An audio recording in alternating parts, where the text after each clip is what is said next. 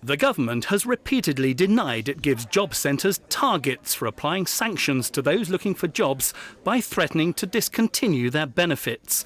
But now a whistleblower who used to work in a job centre in the Greater Manchester area has come forward and says that is simply not true. The whistleblower wants to remain anonymous. His words are spoken by an actor. Managers are applying recently updated performance management rules in an appropriate way in order to force staff to achieve monthly quotas in stopping benefits and sending customers onto courses they don't need, with the view to setting them up to fail.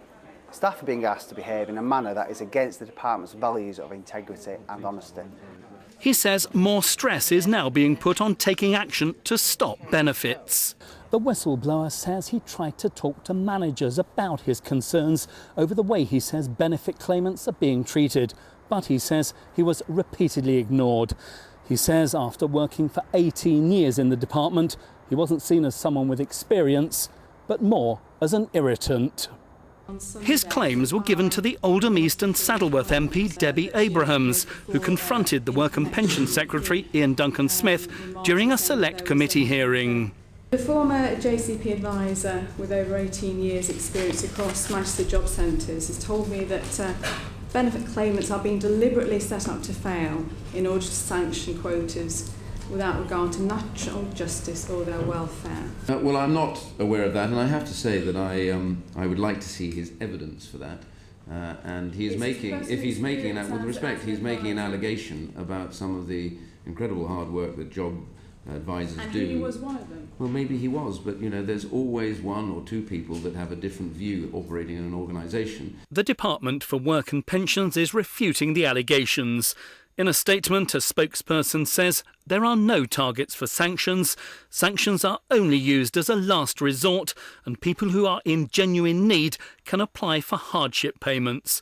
But Debbie Abrahams MP says 5% of job seekers are being sanctioned every month by the government in an attempt to make the economy look better than it really is. Ralph Blunt. This is now from our studio in Westminster. Debbie Abrahams, firstly, the DWP says no, the government says no, so why do you believe wholeheartedly this guy? I think it's because of the cross-section of evidence that we have. So I, like many of my MP colleagues on both sides of the House, have had an increasing number of constituents that have come to us and reported that they've been sanctioned very unfairly and in some cases completely inappropriately.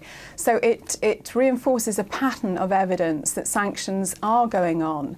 And when my informant came to me and told me the circumstances and how it was achieved, well, I was absolutely flabbergasted, I have to say. But could you not accept that perhaps he has an axe to grind, as Ian Duncan-Smith? There are people who disagree with certain ways that people work, and also it took him 18 years to come forward. Why so long? Well, what he's reporting is the recent culture. So although he has worked within across Manchester job centres over the last 18 years, it is particularly the culture within the department at the moment. And I think that's very telling. And as I say, it's not just me that's saying this. This is evidence from other MPs, but also from charities such as the Citizens Advice Bureau and others that are saying that sanctions are going on. But and can you understand, it just reinforces the Debbie Abrahams, pattern. I'm sorry to interrupt you, but can you understand That's okay. an awful lot of people at home tonight saying, well, look, surely anything that reduces the benefits bill, surely anything that gets people off benefits and maybe gets them into work has got to be a good thing?